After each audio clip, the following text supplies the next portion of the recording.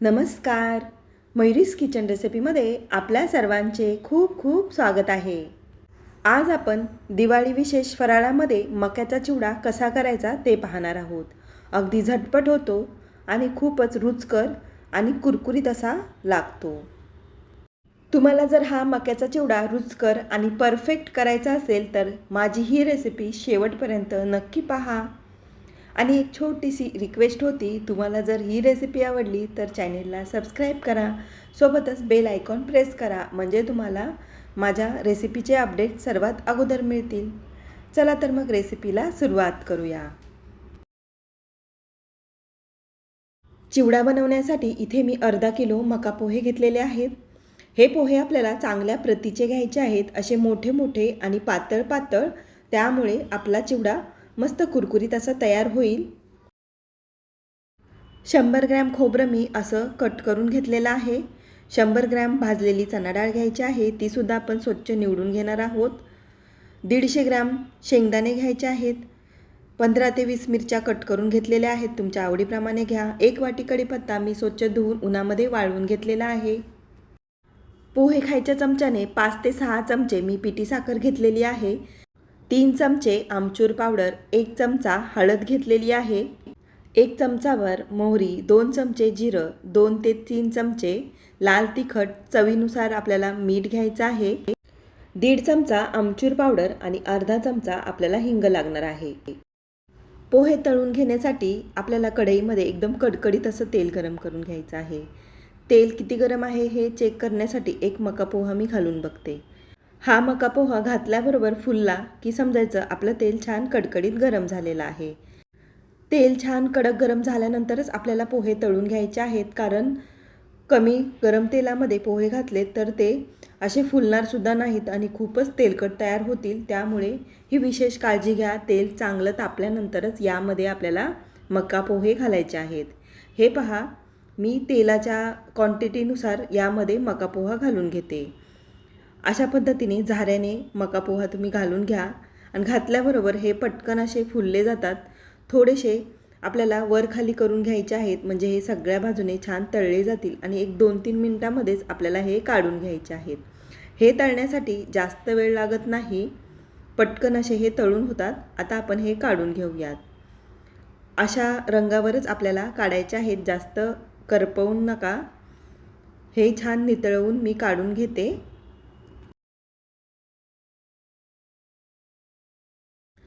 हे मका पोहे तळण्यासाठी तुम्हाला एक ट्रिक सांगणार आहे. त्या ट्रिकने तुम्ही जर पोहे तळलेत तर असे वारंवार तुम्हाला कढईमधून पोहे बाहेर काढायला लागणार नाहीत. एकाच वेळेस तुम्ही हे सगळे पोहे तळून काढू शकता. ती ट्रिक म्हणजे तेलामध्ये अशा पद्धतीची आपल्याला गाळणी ठेवायची आहे. तेलामध्ये बरोबर भरपूर बुडेल अशी ही गाळणी आपल्याला ठेवायची आहे. आता या गाळणीमध्ये आपण पोहे घालून घेऊयात. पोहे घातल्यानंतर झाऱ्याने आपल्याला हे एकसारखे असे ढवळून घ्यायचे आहेत, त्यामुळे हे सगळ्या बाजूने छान फुलले जातील. असे 1-2 मिनटामध्येच आपले पोहे फुलले जातात आणि हे व्यवस्थित असे फुलले की आपल्याला ही गाळणी अशी उचलून घ्यायची आहे. असं केल्यामुळे तेलसुद्धा छान नितळलं जातं आणि पोहे आपल्याला एकाच वेळेस बाहेर काढता येतात. मस्त असं तेल आपण निथळवून घेऊयात आणि नंतर हे आपण पोहे बाहेर काढून घेऊयात. बाकीचे सगळे जिन्नससुद्धा आपल्याला या चाळणीवर व्यवस्थित असे तळून घेता येतात. सगळे पोहे मी याच पद्धतीने तळून घेते. हे पहा, सगळे पोहे मी तळून घेतलेले आहेत, मस्त फुललेले आहेत. आता बाकीच्या गोष्टीसुद्धा आपण तळून घेऊयात. त्यासाठी तेल मीडियम गरम करून घेतलेलं आहे. आता तेल आपल्याला मीडियम गरम करायचं आहे, जास्त कडक गरम करायचं नाही. आता यामध्ये आपण शेंगदाणे भाजून घेऊयात. हे 150 ग्रॅम शेंगदाणे मी यामध्ये घालून घेते आणि हे आपल्याला असे ढवळून घ्यायचे आहेत, त्यामुळे सगळ्या बाजूने एकसारखे असे हे शेंगदाणे फुलले जातील. असा हा शेंगदाण्याचा रंग चेंज झाला की आपल्याला बाहेर काढून घ्यायचे आहेत.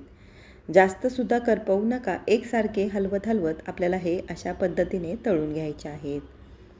आता हे शेंगदाणे मी बाहेर काढून घेते आणि गाळणीमध्ये अशा पद्धतीने तळून घेतल्यामुळे शेंगदाण्यांमधलं सगळं तेल आपल्याला व्यवस्थित असं निथळून घेता येतं. हे पहा, सगळं तेल निथळलेलं आहे, एक थेंबसुद्धा तेल राहिलेलं नाही. आता तळून घेतलेल्या पोह्यामध्ये आपण हे शेंगदाणे घालून घेऊयात. जेवढ्या गोष्टी आपण तळून घेऊ त्या यावर आपल्याला घालून घ्यायच्या आहेत. आता पुढचा जिन्नस तळून घेऊयात. पुन्हा आपण तेलामध्ये ही गाळणी ठेवून देऊयात आणि यामध्ये आपण चिरून घेतलेलं खोबरं घालून घेऊयात. खोबरं पटकन करपतं, त्यामुळे जास्त कडक गरम तेलामध्ये हे घालू नका.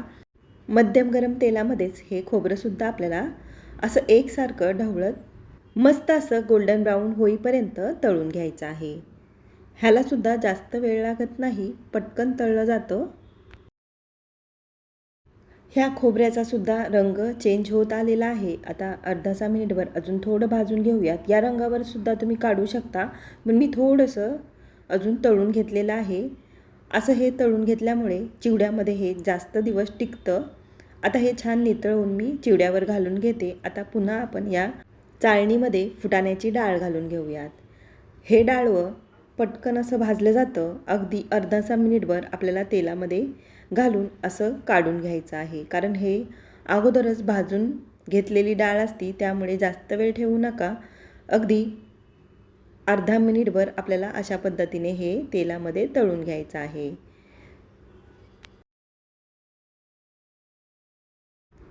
हे पहा, या डाळव्याचा रंग मी अजिबात चेंज केलेला नाही. असंच आपल्याला हे तळून घ्यायचं आहे.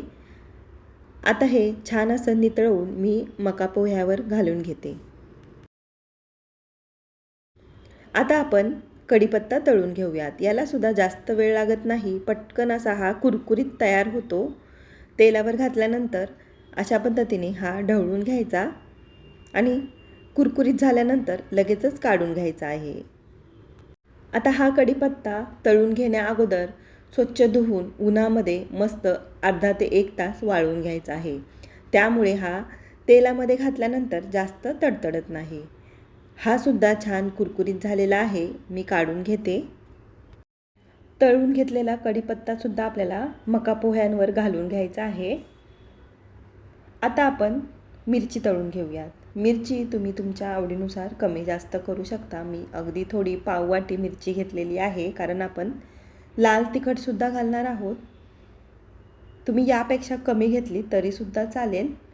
मिरचीसुद्धा आपल्याला मस्त तेलामध्ये कुरकुरीत होईपर्यंत तळून घ्यायची आहे. जास्त करपून द्यायची नाही. ही मिरची छान तळून घ्यायची आहे, त्यामुळे ही चिवड्यामध्ये जास्त दिवस टिकली जाईल.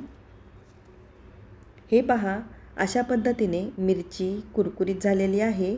मी काढून घेते. आता चिवड्याला फोडणी देण्यासाठी मी पॅन गरम करत ठेवलेला आहे. यामध्ये आपण त्याच तेलामधली एक पळीभर तेल काढून घेणार आहोत. आपली नेहमीची आमटी वाढण्याची पळी असते, ती पळीभर मी तेल घेतलेलं आहे. एक अर्धा पेलाभर तेल असेल. आता या तेलामध्ये आपण 1 चमचाभर मोहरी घालून घेऊयात. ही मोहरीसुद्धा आपल्याला तेलामध्ये छान तडतडून द्यायची आहे. आता यामध्ये आपण 2 चमचे जिरं घालून घेऊयात. जिरंसुद्धा आपण खमंग असं भाजून घेऊयात. गॅसची फ्लेम आपल्याला मिडियमच ठेवायची आहे, नाहीतर हे पटकन करपलं जाईल. आता यामध्ये आपण अर्धा चमचा हिंग घालून घेऊयात. हिंग घालून यामध्ये आपण 1 ते 1.5 चमचा हळद घालायची आहे. हे सगळं आपण मिडियम फ्लेमवरती थोडंसं मिक्स करून घेऊयात. एक अर्धा मिनिटभर आपल्याला हे परतवून घ्यायचं आहे.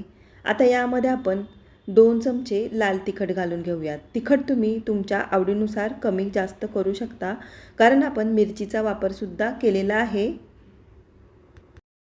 लाल तिखट मिक्स करून घेतल्यानंतर गॅसची फ्लेम आपल्याला बंद करायची आहे. तळून घेतलेल्या मक्या पोह्यांवरती आपल्याला चाट मसाला, आमचूर पावडर आणि 5 ते 6 चमचे इथे मी पिठी साखर घातलेली आहे, त्यामुळे चिवड्याला टेस्ट खूप छान येते. चवीनुसार मीठ घालायचं आहे. इथे मी 1 ते 1.5 चमचा मीठ घातलेलं आहे.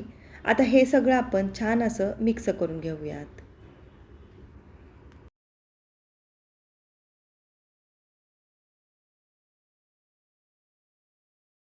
हे सगळं एकजीव झाल्यानंतर यामध्ये आपल्याला तयार करून घेतलेली फोडणी घालायची आहे. सगळी फोडणी अशी सगळ्या बाजूने पसरवून आपण ओतून देऊयात. आणि ही सुद्धा आपल्याला हलक्या हाताने झाऱ्याने अशा पद्धतीने मिक्स करून घ्यायची आहे. उरलेल्या पॅनमध्ये सुद्धा आपण थोडासा चिवडा घालून घेऊयात आणि ते सुद्धा आपण मिक्स करून यामध्ये घालून घेऊयात. आता ही फोडणी आपल्याला मस्त अशी या चिवड्यामध्ये एकजीव करून घ्यायची आहे. खूपच रुचकर आणि टेस्टी असा हा मका पोहा चिवडा तयार होतो. तुम्हाला या चिवड्यामध्ये काजू आणि मनुके घालायचे असतील तर 50-50 ग्रॅम घालू शकता. ते सुद्धा आपल्याला तळून घालायचे आहेत. न घालता सुद्धा चिवडा छान रुचकर लागतो, त्यामुळे मी घातलेले नाहीत.